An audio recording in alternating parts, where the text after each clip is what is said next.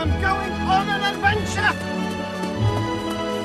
It is Tolkien Reading Day 2023, and with the theme of travel and adventure being selected for this year, we thought we would have a look at the adventures and travel of Bilbo Baggins and how it changed the Shire and the Hobbits as a group. Let's get into it. Build me a army worthy of Mordor.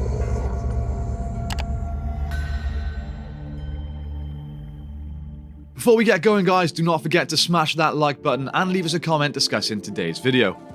My dear fella, I never doubted you for a second. So, like I said, today is Tolkien Reading Day, and for those of you that don't know, this is a day to celebrate Tolkien with each year given a certain theme. Tolkien Reading Day is held on the 25th of March every year, with this date chosen as the date on which the ring was destroyed, completing Frodo's quest and vanquishing Sauron. Each year, a great group of Tolkien YouTubers get together to take part in a playlist covering all different videos based around the theme, so stay tuned until the end to find out about the others. But for now, let's get into ours. Wait, stop! Stop! We have to turn around. I've forgotten my handkerchief. If the hobbits are free to remain isolated from the greater world, it is for the ever-watchful eye of men of silent service who soar to their safety. For the majority of their history in the Shire, there are unseen forces at work to keep the little folk safe. And in keeping them safe, the Dunedain Rangers served in unseen, untold hours of dedication to the peace of a people who would never even know of their service. And the departure of Bilbo at the story's beginnings shows that he has a sense of what is in the air.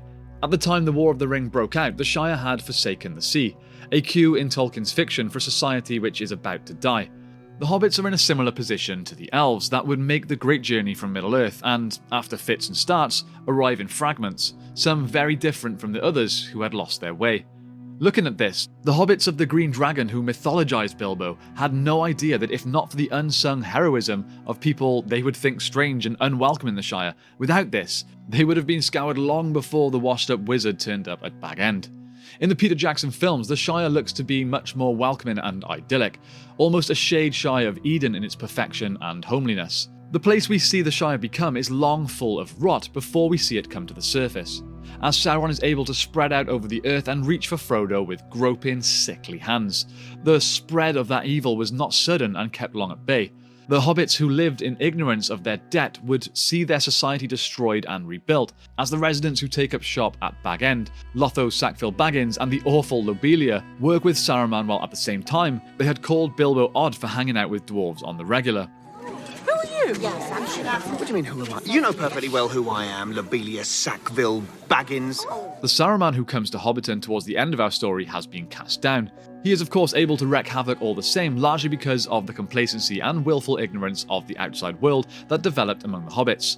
The gossip mongers and scandal brokers at the Green Dragon collectively deride Frodo because of his half Brandybuck character. They are saying that part of what is wrong with him is because of his dirty Brandybuck ways. That is to say, with Merry as our example, Brandybuck is fond and capable on water, which comes to aid the Fellowship in times of need. When Frodo is about to be stabbed by Saruman, he has to make Sam step down. He is not afraid of Saruman. Frodo asks Sam to put down his blade and spare Saruman, not because he is weak. It is the opposite which is true. Frodo has seen this man turn his home into a polluted cesspit and knows that one of his most treasured and beloved qualities about who he was, about hobbits in general, was that, at least before the end of the Return of the King, Frodo tells Gandalf that not one hobbit had ever intentionally killed another. This is remarkable, and it's why they were saved in the end.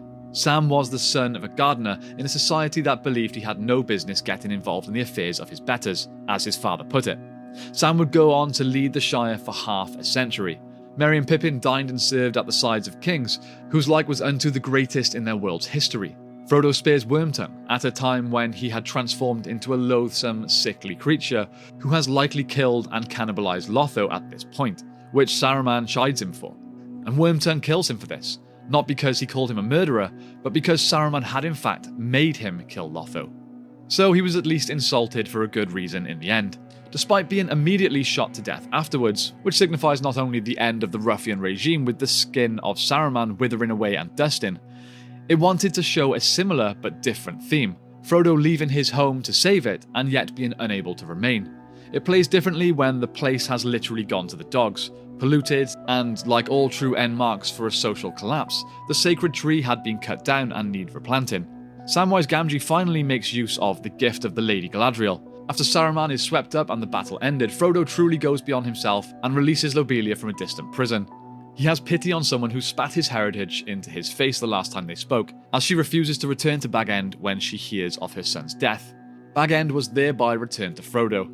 Her grief at her son's death is despite his actions, not because of them. This is a pure type of love, displayed by even the greediest of hobbits.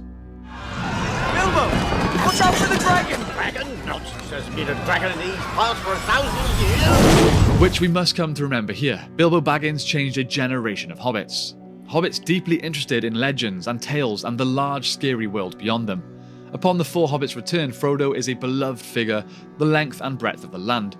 While Frodo attempts to put things back to order, Merry and Pippin are hailed as heroes of war, and the planting of the sapling of the White Tree in Gondor mirrors Sam's planting of the Malon Tree. And if we have cues from Tolkien, we know that once they begin to trust the trees and nature again, they will have better times ahead. We are not meant to stay still, to get complacent, and when we lose sight of our reliance on and need to act for the good of others, great ills will come out of it. The Dunedain service to keep the Shire safe was noble and should be admired, and that the Shire was not perfect does not mean it should be condemned as rotten either. The legend of Bilbo Baggins is the legend of Middle-earth that is being told time and time again. That of going out and discovering something that makes the world and the place we hold in it all the sweeter, and the parallels the society of hobbits have with the declining days of Númenor, turning their back on the sea and turning to the ways of burning trees. These parallels are not exact. Mad Baggins went off to Rivendell and legend grew around him, and his prior journey had impacted greatly the lives of the hobbits, who were younger than the Gaffer and the Miller at the start of the story. Those of Frodo's age and younger were deeply interested in Bilbo, and no wonder. The Baggins used to be well respected after all, don't you know? Good gracious me. Before you came along, we Bagginses were very well thought of. Indeed. Though Bilbo's partygoers might not have understood the point of this joke, if there was one, it was a fitting way to ensure his own legend. The example of Bilbo is invoked at moments too numerous to account. You step onto the road, if you don't keep your feet, there's no knowing where you might be swept off to. He is invoked similarly at the midpoint of the story, and the story itself is invoked by Sam in the end, as he tells us all. It's like in the great stories, Mr. Frodo. The ones that really mattered. Folk in those stories had lots of chances of turning back, only they didn't.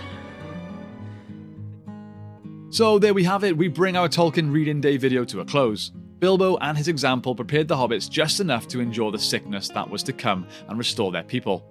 They were not swept beneath the waves, nor gave in with no hope to the industrialization attempted on the Shire. If Bilbo had never been that little bit adventurous or inquisitive, his journey never would have come. Gandalf would never have had the name Bilbo Baggins cross his mind, but luckily for us and all the hobbits of the Shire, it did. If he had never gone, there may well have been less open-mindedness to those strange folk from outside their borders.